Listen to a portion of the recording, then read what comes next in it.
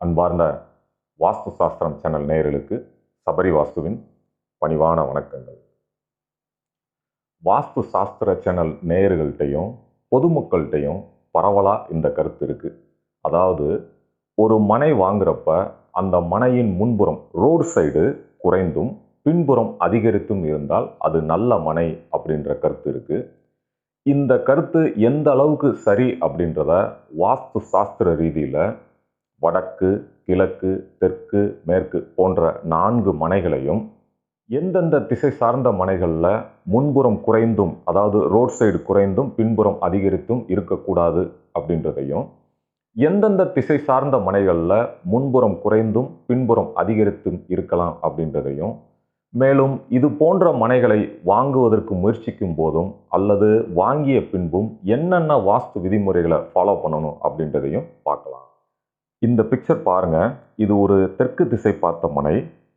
முன்புறம் அதாவது தெற்கு திசையில அளவு குறைந்தும் பின்புறம் வடக்கு திசை அளவு அதிகரித்தும் உள்ள மனை. இத்தகைய மனைகளை வாங்க முயற்சிக்கும் போது மனையின் புற சூழ்நிலைகளையும் மனையில் காம்பஸ் வைத்து எடுக்கப்பட்ட டிகிரி அளவுகளையும் மிகச் சரியா ஆய்வு செய்ய வேணும். அடுத்ததா மொத்த வரைபடத்தில் கொடுக்கப்பட்டுள்ள சம்பந்தப்பட்ட மனையின் வடிவத்தை வைத்து மட்டும் முடிவெடுக்காமல் மனையின் நீள அகலங்களையும் மனையில் காம்பஸ் வைத்து எடுக்கப்பட்ட டிகிரி அளவுகளையும் ஆராய்ந்து சம்பந்தப்பட்ட மனையில் வடமேற்கு அதிகரித்திருக்கிறதா அல்லது வடகிழக்கு அதிகரித்திருக்கிறதா என்பதை ஆராய்ந்து முடிவெடுத்து ப்ரீசைஸ் செய்து வாங்கினால் மட்டுமே சம்பந்தப்பட்ட மனை நற்பலன்களை தரும்.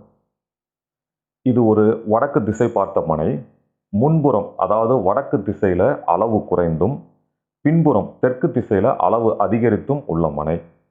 இத்தகைய மனைகளை வாங்க முயற்சிக்கும் போது மனையின் புற சூழ்நிலைகளையும் மனையில் காம்பஸ் வைத்து எடுக்கப்பட்ட டிகிரி அளவுகளையும் மிகச் சரியா ஆய்வு செய்யணும்.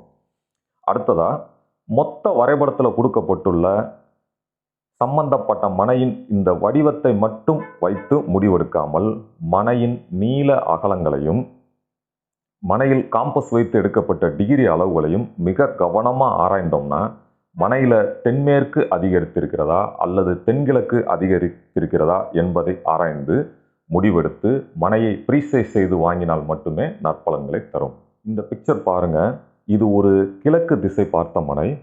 முன்புறம் அதாவது கிழக்கு திசையில அளவு குறைந்தும் பின்புறம் மேற்கு திசையில அளவு அதிகரித்தும் உள்ள மனை. இத்தகைய மனைகளை வாங்க முயற்சிக்கும் போது மனையோட புற சூழ்நிலைகளையும் மனையில் காம்பஸ் வைத்து எடுக்கப்பட்ட டிகிரி அளவுகளையும் மிகச் சரியா ஆய்வு செய்யணும். அடுத்ததா இந்த மனை அமைந்துள்ள மொத்த வரைபடத்தில் கொடுக்கப்பட்டுள்ள சம்பந்தப்பட்ட மனையோட வடிவத்தை மட்டும் வச்சு முடிவெடுக்காம மனையின் நீள அகலங்களின்படியும் மனையில் காம்பஸ் வைத்து எடுக்கப்பட்ட டிகிரி அளவுகளின்படியும் சம்பந்தப்பட்ட மனையில் தென்மேற்கு அதிகரிச்சிருக்கா அல்லது வடமேற்கு அதிகரிச்சிருக்கிறதா என்பதை ஆராய்ந்து முடிவெடுத்து ப்ரீசைஸ் செய்து வாங்கினால் மட்டுமே சம்பந்தப்பட்ட மனை நற்பலன்களை தரும். இது ஒரு மேற்கு திசை பார்த்த மனை. முன்புறம் அதாவது மேற்கு திசை குறைந்தும் பின்புறத்தில் கிழக்கு திசையில் அளவு அதிகரித்தும் உள்ள மனை. இத்தகைய மனைகளை வாங்க முயற்சிக்கும் போது மனையின் புற சூழ்நிலைகளையும் மனையில் காம்பஸ் வைத்து எடுக்கப்பட்ட டிகிரி அளவுகளையும் மிகச் சரியா ஆய்வு செய்யணும்.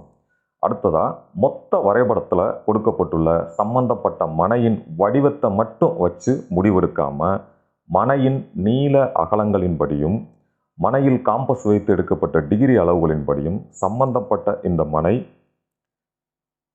தென்கிழக்கு அதிகரித்திருக்கிறதா அல்லது வடகிழக்கு அதிகரித்திருக்கிறதா என்பதை ஆராய்ந்து முடிவெடுத்து ப்ரீசைஸ் செய்து வாங்கினால் மட்டுமே சம்பந்தப்பட்ட மனை நற்பலன்களை தரும்.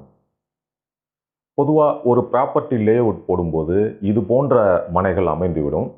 அத்தகைய மனைகளை நம்ம அந்த ஏரியாவோட தற்போதைய முக்கியத்துவம், மேலும் எதிர்காலத்தில் அந்த ஏரியாவுக்கு ஏற்படக்கூடிய முக்கியத்துவம், போக்குவரத்து, ஸ்கூல், காலேஜ், அது தவிர ஒரு இன்வெஸ்ட்மெண்ட் பர்பஸ் போன்ற விஷயங்களை நம்ம மைண்ட் பண்ணி வாங்க முயற்சிக்கும் போது முன்புறம் குறைவாகவும் பின்புறம் அதிகமாகவும் இருக்கக்கூடிய மனை ராசியானது அப்படின்றத சென்டிமெண்ட்டாக நம்பாமல் நாம் ஒவ்வொரு திசைக்கும் கொடுத்த வாஸ்து விதிமுறைகளை கவனமாக பின்பற்றி ஆராய்ந்து முடிவெடுத்து வாங்குவதே நல்லது. வாஸ்து சாஸ்திரம் குறித்து மேலும் பல நல்ல விஷயங்களோட உங்களை மீண்டும் சந்திக்கிறேன். நன்றி.